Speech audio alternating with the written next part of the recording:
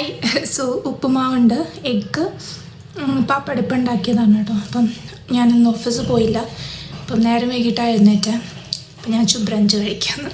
അപ്പം ഉപ്പുമാവ്, എഗ്ഗ്,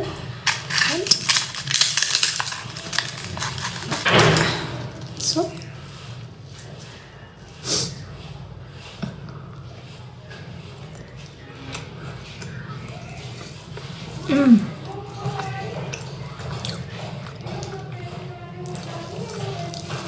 ആരൊക്കെ ഈ ഒരു കോമ്പിനേഷനിൽ കഴിച്ചിട്ടുണ്ട്? അതായത് ഉപ്പുമാവും എഗ് റോസ്റ്റും പാപ്പടും ഭയങ്കര നല്ല കോമ്പിനേഷനാണ് കേട്ടോ.